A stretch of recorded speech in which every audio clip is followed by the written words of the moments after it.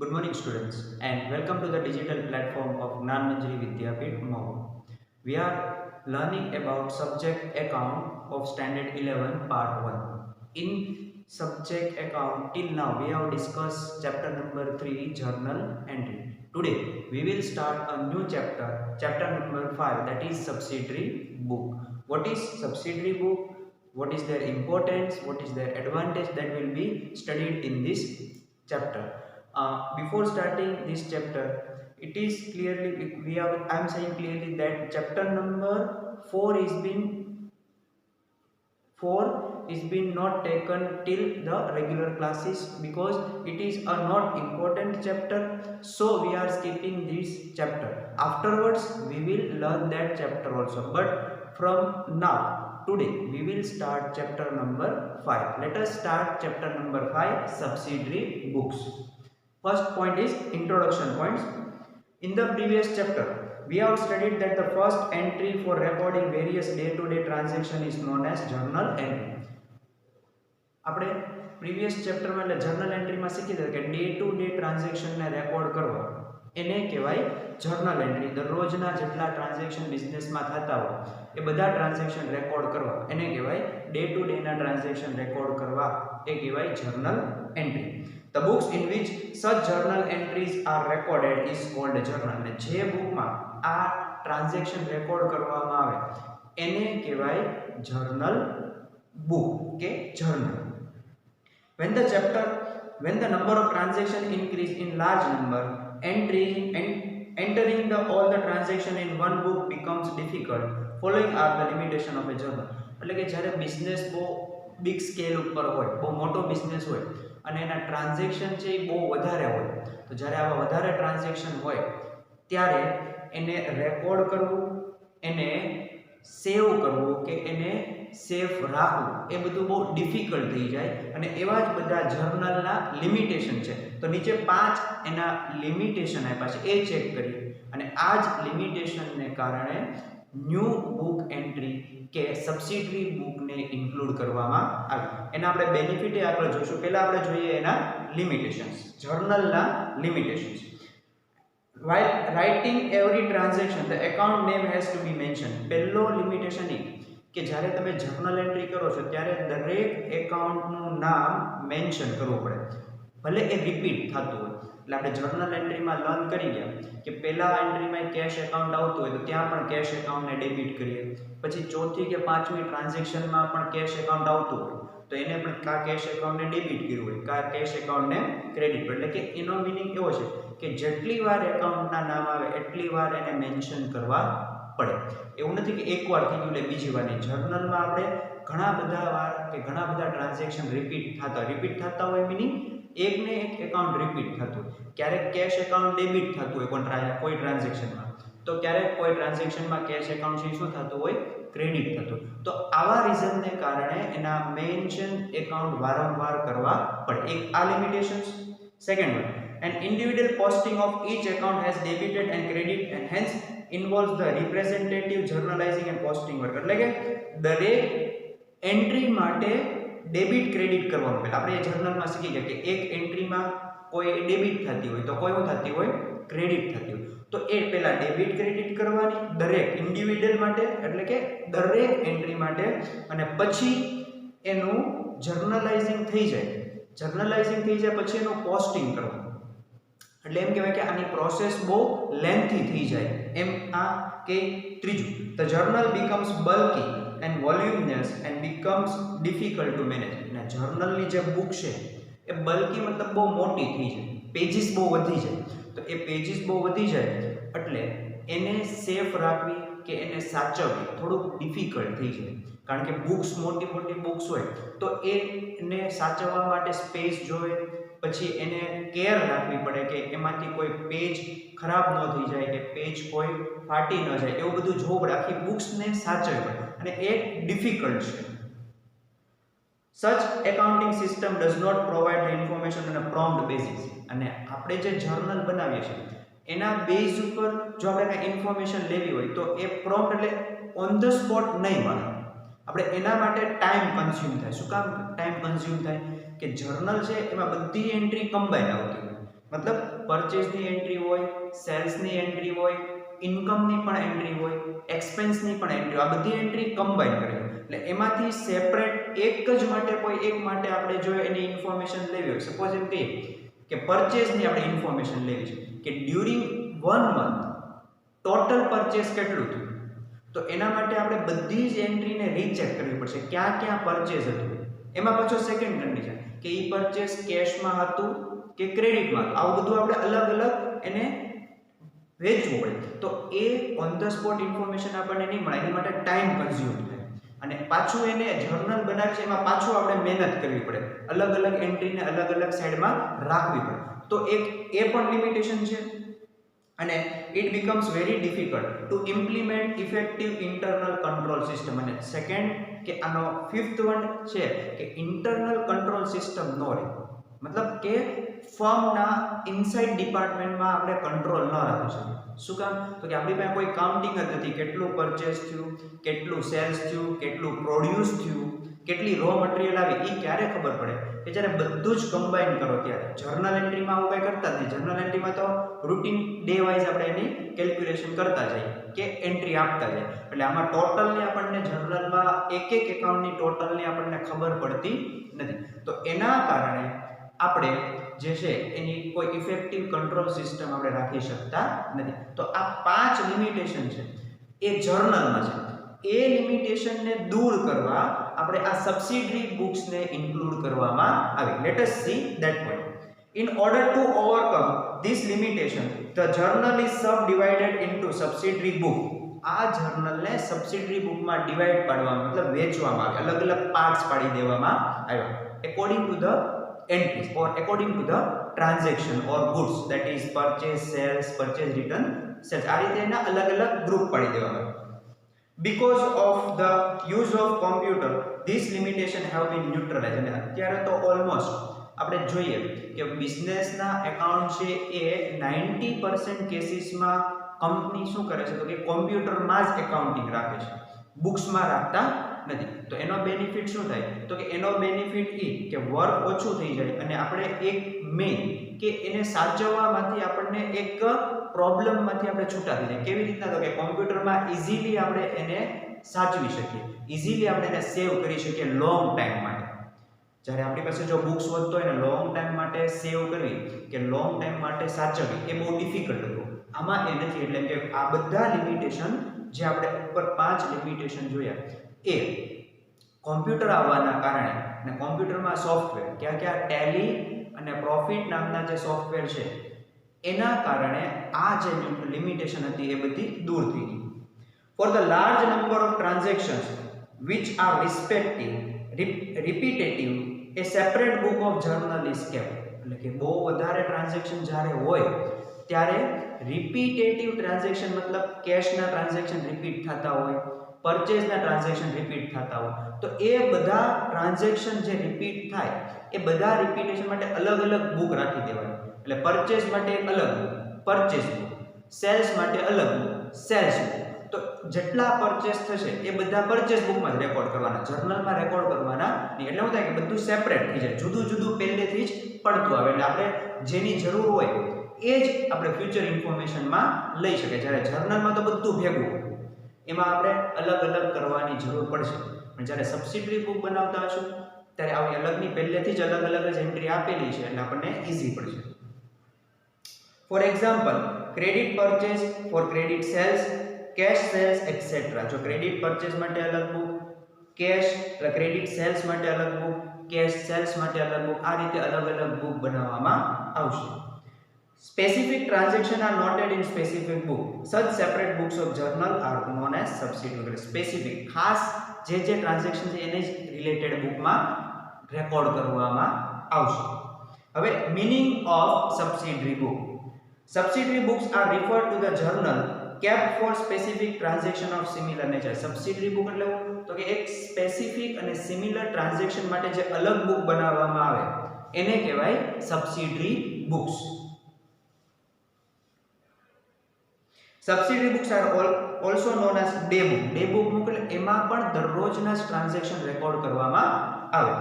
A separate books for each subdivision is mentioned. એટલે separate subdivision એટલે એકાઉન્ટના અલગ અલગ ડિવિઝન પ્રમાણે અલગ અલગ ટ્રાન્ઝેક્શન પ્રમાણે અલગ અલગ બુક બનાવવામાં આવે.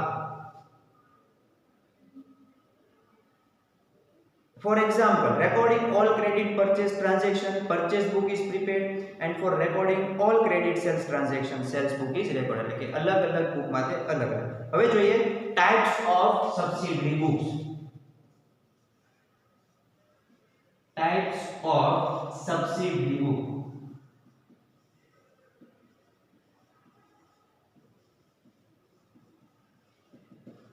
First type of subsidiary book is cash book. First subsidiary book is cash book. આ પણ એક ટાઈપની સબસિડરી બુક જ છે અને આનો મેઇન ઇમ્પોર્ટન્સ શું તો કે કેશ બુક ની અંદર ખાલી કેશ ને રિલેટેડ જ એન્ટ્રી આવે મતલબ જે કેશ ટ્રાન્ઝેક્શન છે એની જ એન્ટ્રી આવે બીજી એકે આવશે નહીં. હવે કેશ ટ્રાન્ઝેક્શન માં બે વસ્તુ છે કા કેશ આવે એવા કા કેશ જાય એવા મતલબ ઇન્કમ એક્સપેન્સ ના ટ્રાન્ઝેક્શન કેશ પરચેસ થયું હોય કે કેશ સેલ્સ થયું હોય એ બધા ટ્રાન્ઝેક્શન જ અહીંયા આવશે. જો આની અંદર આપણે જોઈએ તો આમાં આપણે કેટલા ટ્રાન્ઝેક્શન કા એ કેશ સેલ્સ ના ટ્રાન્ઝેક્શન હોય કા એ કેશ પરચેસ ના ટ્રાન્ઝેક્શન હોય કા ઇન્કમ ના ટ્રાન્ઝેક્શન હોય કા પછી એક્સપેન્સ ના ટ્રાન્ઝેક્શન હોય. આ આપણે કેશ બુક માં આવા મીન્સ કે ટોટલ આ બધા કેવા ટાઈપ્સ ના ટ્રાન્ઝેક્શન છે તો આ બધા કેશ ટ્રાન્ઝેક્શન છે એ જ આવશે. ક્રેડિટ ટ્રાન્ઝેક્શન એમાં કોઈ દિવસ આવશે નહીં. એટલે આ આપણે પહેલી ટાઈપ જોઈએ કે કેશ બુક ના ટાઈપ્સ ઓફ સબસિડરી બુક માં પહેલી કઈ કીધી કેશ બુક. એની અંદર આવા બધા ટ્રાન્ઝેક્શન મીન્સ કે એટલું જ યાદ રાખો કેશ ના જ ટ્રાન્ઝેક્શન આવે ક્રેડિટ ટ્રાન્ઝેક્શન આવશે નહીં. હવે જો એમાં 3 ટાઈપ્સ પડે કેશ બુક માં simple cash book second one B cash and bank columnar cash book or we can say it is a 2 columnar cash book and C cash bank and discount column which is a 3 columnar cash book. એટલે આ ત્રણેય types માં જુઓ તો already cache ના transaction એનો એક detail chapter છે એમાં આની આપણે ડિટેલ ડિસ્કશન કરીશું. ઓકે આ પહેલું. હવે સેકન્ડ વન જોઈએ goods subsidiary books. Goods subsidiary book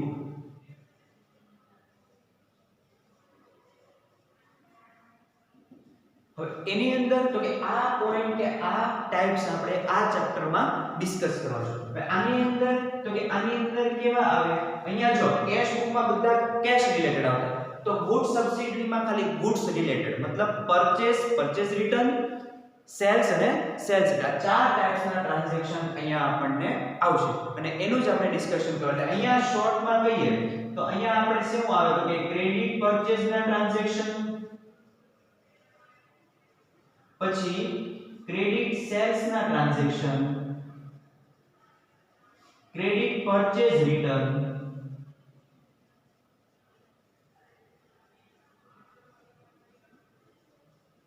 અને ચોથું ક્રેડિટ સેલ્સ રિટર્ન. આ ચાર ટાઇપ્સ ના ટ્રાન્ઝેક્શન આવે. ઇન શોર્ટ એવું કહેવાય કે આની અંદર જો અહીંયા બધા કેશ ટ્રાન્ઝેક્શન આવતા તો આની અંદર બધા ક્રેડિટ ટ્રાન્ઝેક્શન ની જ ઇફેક્ટ આવશે. બધા ક્રેડિટ ટ્રાન્ઝેક્શન જ આ સબસિડરી બુકમાં આવે. મીન્સ જે ટ્રાન્ઝેક્શનમાં આપણે કા પરચેસ કરીએ કા સેલ્સ કરીએ પણ કેશ આપણને ઓન ધ સ્પોટ મળતી નથી એવા બધા ટ્રાન્ઝેક્શન જ આવશે. જો હવે ક્રેડિટ પરચેસના ટ્રાન્ઝેક્શન તો કે પરચેસ બુક બનાવો. આના માટે આપણે કઈ બુક્સ બનાવશું પરચેસ બુક. તો પરચેસ બુકમાં ખાલી ક્રેડિટ પરચેસ ના ટ્રાન્ઝેક્શન આવે. પછી ક્રેડિટ સેલ્સ તો એના માટે આપણે સેલ્સ બુક બનાવવાની અને સેલ્સ બુકમાં ખાલી સેલ્સ એટલે કે ક્રેડિટ સેલ્સ ના જ ટ્રાન્ઝેક્શન આવે. થર્ડ પરચેસ રિટર્ન કરો ત્યારે ખાલી પરચેસ રિટર્ન ના જ ટ્રાન્ઝેક્શન આવશે. પરચેસ રિટર્ન બુક બનાવો ત્યારે ક્યાં આવે તો કે ખાલી પરચેસ રિટર્ન ના જ ટ્રાન્ઝેક્શન આવે.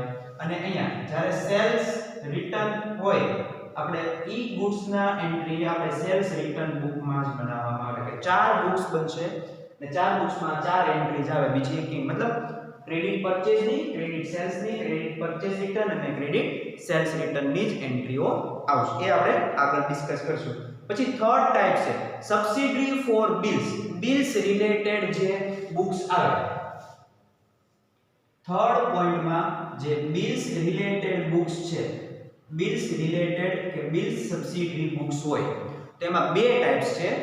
એક છે બિલ્સ રિસીવેબલ ઓર બીજું છે બિલ્સ પેયેબલ બુક. એનું પણ એક ડિસ્કશન એક અલગ ચેપ્ટરમાં આવશે, એમાં આપણે ડિસ્કસ કરશું. અને લાસ્ટ પોઈન્ટ છે જર્નલ, કે લાસ્ટ સબસિડરી છે જર્નલ બુક કે જર્નલ પ્રોપર. આ પણ એક આગળ ડિસ્કશન છે, એનું પણ જ્યારે ચેપ્ટર આવે ત્યારે આપણે ડિસ્કસ કરીશું. તો અત્યારે આપણે આ પોઈન્ટને ડિસ્કસ કરવાનું છે, પોઈન્ટ નંબર 2. જો એ છે નીચે પેજ નંબર 109 માં આપણે ચેક કરીએ તો the detailed explanation of above mentioned subsidiary books follows. This chapter includes only the explanation of subsidiary books of the goods. Goods related જ આપણે અહીંયા આ ચેપ્ટરમાં અને આ લેક્ચરમાં આપણે ડિસ્કસ કરીશું. Let us start point number 4, that is advantage of subsidiary book. Subsidiary books રાખવાના ફાયદા. બે જ એડવાન્ટેજ. એમાં પહેલું ડિવિઝન ઓફ વર્ક, એટલે આપણે આપણા વર્કને ડિવાઈડ કરી શકીએ. મતલબ કોઈ એક પર્સન ઉપર એટલો બધો વર્કલોડ ન આવે, થોડો વર્કલોડ બધાને આપણે ડિસ્ટ્રીબ્યુટ કરી દઈએ એટલે આપણે ઈઝીલી આપણે વર્કને ડિસ્ટ્રીબ્યુટ કરી શકાય. સેકન્ડ વન છે ડિવિઝન ઓફ લેબર. લેબર એટલે કામ પણ વેચાઈ જાય. એક પર્સનને એક અડધું કામ આપી દેવાનું, બીજું અડધું કામ આપી દેવાનું બીજા પર્સનને, એટલે પર્સન માટે પણ ઈઝીલી અને કમ્ફર્ટેબલી એ વર્ક કરી શકે. એ માટે આ બે એડવાન્ટેજ છે. એક વર્ક ડિવિઝન થઈ જાય અને એક બીજું છે ડિવિઝન ઓફ લેબર, બધું કે ગમે વર્કને ડિસ્ટ્રીબ્યુટ કરી શકે. બરાબર. હવે જો આ બે એડવાન્ટેજના 4 બેનિફિટ છે, નીચે આપ્યા છે. Due to the above mention benefit following benefits can also be achieved. એમાં પહેલું audit work become simple and prompt. Audit work speedy થઈ જાય અને સિમ્પલ થઈ જાય, કારણ કે આપણે બધી જ અલગ બુક રાખેલી છે એટલે તરત જ આપણને એકાઉન્ટનો ટોટલ, દરેક સેપરેટ એકાઉન્ટનો ટોટલ આપણે ઈઝીલી મળી જાય. Second, account preparation work become simple and prompt. હવે ઓડિટની જેમ એકાઉન્ટ બનાવવા પણ ઈઝી બની જાય. જેમ ઓડિટ કરવું ઈઝી બની જાય એમ એકાઉન્ટ પણ બનાવવું આ સેપરેટથી ઈઝી બની જાય. ટાઈમ ઇઝ સેવ, ટાઈમ પણ બચે, આપણો સમય બચે છે. કારણ કે એક પર્સન કામ કરતો હોય અને એ જ કામ જો 4 પર્સન કરે તો કેટલું કામમાં ટાઈમમાં ઈઝીલી થઈ જાય અને ટાઈમ સ્પીડી કે ઓછા ટાઈમમાં આપણે એ વર્ક કરી શકાય. And analytical information is made available prompt. Analytical એટલે આપણે કમ્પેરિઝન કરી શકીએ, સ્પીડી એના ઉપર ડિસિઝન લઈ શકાય, એ રીતે આપણે ઈઝીલી એને કામ કરી શકીએ. તો આ એડવાન્ટેજના પાછા 4 બેનિફિટ. હવે આપણે ચેક કરીએ subsidiary books of the goods. Subsidiary books of the goods માં ચેક કરીએ તો the item with which the business enterprise entity deals is called goods by them. જે ફર્મ ગુડ્સ રિલેટેડ ડીલ કરે, ગમે એ goods related deal કરે એ કહેવાય goods. કે વસ્તુની રિલેટેડ ડીલ્સ કોની હારે થતી હોય? વસ્તુ હોય, મતલબ કોઈ ગુડ્સ કા પરચેસ થતું હોય, કા ગુડ્સ ને શું કરતા હોય? સેલ્સ કરતા હોય, એ બધા માટે આ છે. As per the studied in previous chapter, cloth is a goods for clothing trade. આ એક એક્ઝામ્પલ આપ્યું કે જે ક્લોથ નો ટ્રેડર છે એના માટે ગુડ્સ શું થાય? ક્લોથ. હવે એ ક્લોથ એ કાં તો પરચેસ કરે કાં તો એ ક્લોથ ને શું કરશે? સેલ્સ કરશે. The books in which the business entity record credit, purchase, sales and return transaction are called good subsidiary books. Hence, there are 4 types of subsidiary books. હવે જો જે goods related entry transaction purchase બુકમાં કે sales બુકમાં અથવા return book એટલે purchase return or sales return, એમાં જે એન્ટ્રી કહેવાય એને કહેવાય સબસિડરી બુક્સ. હવે સબસિડરી બુક્સના 4 ટાઈપ છે. Types of subsidiary books page number 110 ઉપર. પહેલી છે purchase book, second one sales book, third one purchase return book and fourth one sales return book. આપણે અહીંયા જો લખ્યું ક્રેડિટ પરચેસ માટે પરચેસ બુક. પરચેસ બુકમાં કઈ એન્ટ્રી લખવાની? Credit purchase. બીજી છે સેલ્સ બુક. તો સેલ્સ બુક ક્યાં લખવાના? કઈ એન્ટ્રી આવશે? ક્રેડિટ સેલ્સ ના. પછી પરચેસ રિટર્ન. તો પરચેસ રિટર્ન માં કયા ટ્રાન્ઝેક્શન આવે? ક્રેડિટ પરચેસ રિટર્ન ના. અને ચોથું છે સેલ્સ રિટર્ન બુક. તો સેલ્સ રિટર્ન માં કયા ટાઈપ્સ ના આવશે? સેલ્સ રિટર્ન ટ્રાન્ઝેક્શન થતા હોય એ એન્ટ્રી આવશે. આપણે અત્યારે ફર્સ્ટ પાર્ટ જોઈએ કે ફર્સ્ટ બુક જોઈએ, purchase book. Subsidiary book in which only credit purchase transaction are recorded is called purchase book. જે બુકમાં ખાલી ક્રેડિટ પરચેઝ ના, કેશ પરચેઝ નહીં પણ ખાલી ક્રેડિટ પરચેઝ ના ટ્રાન્ઝેક્શન રેકોર્ડ કરવામાં આવે એને કહેવાય purchase book. The goods in which a trader deals in credit purchase and sells, the purchase details are recorded in the purchase book. હવે જો આ પોઈન્ટ આપ્યો છે, cash purchase transaction and purchase of any other assets are not recorded in the purchase book. એટલે જો પહેલો point, cache purchase goods નો હોય કે ગમે પણ કેશ પરચેસ ની એન્ટ્રી પરચેસ બુક માં આવશે નહીં. બીજો પોઈન્ટ કીધો એસેટ. હવે તમે કોઈ પણ એસેટ કેશ માં પરચેસ કરો ઓર ક્રેડિટ માં પરચેસ કરો, કઈ એસેટ, એસેટ જો કેશ માં પરચેસ થાય અથવા તો કેશ અથવા તો ક્રેડિટ માં, તો પણ એની એન્ટ્રી આવશે નહીં. ખાલી પરચેસ બુક માં કઈ આવશે? ગુડ્સ, ક્રેડિટ ગુડ્સ જે પરચેસ કર્યું હોય એની જ એન્ટ્રી. એસેટ ની પણ એન્ટ્રી પરચેસ બુક માં નહીં આવે. પછી third point, partial cash transaction and partial credit transaction are considered as credit transaction which are recorded in the purchase. એટલે જો એક ટ્રાન્ઝેક્શન માં જેટલું ટ્રાન્ઝેક્શન માંથી હાફ એમાઉન્ટ પે કરી દીધી, હાફ એમાઉન્ટ બાકી રાખી, તો એને આપણે ફૂલ ક્રેડિટ ટ્રાન્ઝેક્શન જ કાઉન્ટ કરવાનું. હાફ એમાઉન્ટ ભલે આપી દીધી પણ એકોર્ડિંગ ટુ ધ રૂલ્સ આપણે એને ફૂલ ક્રેડિટ ટ્રાન્ઝેક્શન જ ગણવાનું અને એને રેકોર્ડ કરવાનું. પછી net amount of credit purchase of goods is recorded in the, એમાં પરચેસ બુકમાં કઈ એમાઉન્ટ લખવાની? તો કે નેટ એમાઉન્ટ. નેટ એમાઉન્ટ એટલે આફ્ટર ડિડક્ટિંગ ટ્રેડ ડિસ્કાઉન્ટ. આપણે જર્નલમાં પણ શીખી ગયા હતા કે 10% ટ્રેડ ડિસ્કાઉન્ટ હોય તો માઈનસ કરેલી એમાઉન્ટ જ એમાં લખતા. એ જ રીતે અહીંયા ટ્રેડ ડિસ્કાઉન્ટની એમાઉન્ટ માઈનસ કરેલી હોય એ જ અહીંયા રેકોર્ડ કરવાની છે. હવે જો એને આપ્યું છે net amount of purchase is equal to total amount of credit purchase minus trade discount. Trade discount minus કરવાનું. Now purchase books can be mentioned in different ways. Mainly purchase books can be mentioned in following ways. જો purchase books બનાવવાના બે types, simple purchase books અને columnar purchase books. એક point અહીંયા કે આપણે according to the new syllabus અહીંયા columnar purchase book છે એ આઉટ ઓફ કોર્સ એટલે કોર્સમાંથી એને કટ કરી દેવાનું. આપણે ખાલી શીખવાની છે સિમ્પલ પરચેસ બુક અને most probably 2 columnar cache book આવશે પણ એક્સપેન્સ કોલમનર કેશ બુક આપણા આ તેના કોર્સમાં નથી. એટલે એ પોઈન્ટને આપણે ડિસ્કસ કરવાનો નથી. તો જો સિમ્પલ કેશ બુકનું ફોર્મેટ નીચે પેજ નંબર 110 ઉપર એક ફોર્મેટ આપ્યું છે, એ ચેક કરીએ કે સિમ્પલ પરચેસ બુકનું ફોર્મેટ શું છે. તો કે પહેલા ડેટ, સેકન્ડમાં name of supplier, third point inward invoice number, fourth one LF number and fifth column is of amount. આ 5 કોલમ આ રીતે તમારે purchase books simple purchase book બનાવવાની. Date, name of supplier, inward invoice number, LF અને એમાં. એનું જો discussion આપ્યું કે date according to the days wise, જેમ આપણે જર્નલમાં ડેટ વાઇઝ આપણે ટ્રાન્ઝેક્શન રેકોર્ડ કરતા એમ અહીંયા પણ ડેટ વાઇઝ જ રેકોર્ડ કરવાનું, આડાઅવળા નહીં. Second one name of supplier, જે પર્સન પાસેથી આપણે ગુડ્સ પરચેસ કર્યું છે એનું નેમ આ નેમ ઓફ સપ્લાયર કોલમમાં લખવાનું, જેની પાસેથી આપણે પરચેસ કર્યું છે એ. કેવું પરચેસ? ક્રેડિટ પરચેસ કર્યું છે એમ. થર્ડ ઇનવર્ડ ઇનવોઇસ નંબર એટલે કે બિલ નંબર. આપણે જે પરચેસ કર્યું હોય એનો એક બિલ નંબર આવે, એ બિલ નંબર તમને ટ્રાન્ઝેક્શનમાં આપેલું જ હોય અને એ તમારે આપ્યું હોય તો લખવાનું, નકર લખવાનું નથી. LF ઓર લેડજર ફોલિયો નંબર એ આપણે આની પહેલાના ચેપ્ટરમાં પણ શીખી ગયા હતા કે LF નંબર એટલે આ જર્નલ એન્ટ્રી કે આ સબસિડી બુકનું ટ્રાન્ઝેક્શનનું લેડજર પોસ્ટિંગ કયા પેજ ઉપર છે એને કહેવાય LF number. And last fifth column is amount એટલે કે ટોટલ એમાઉન્ટ, કઈ એમાઉન્ટ? નેટ એમાઉન્ટ હોય એ તમારે એના એમાઉન્ટના કોલમમાં લખવાની છે. તો student, today we have discuss purchase books, sales return and a purchase return, and also discuss a specimens of a purchase book. You have to draw this specimen specimens of purchase book in homework. 2 times you have to draw these specimens. In next lecture we will discuss example number 1.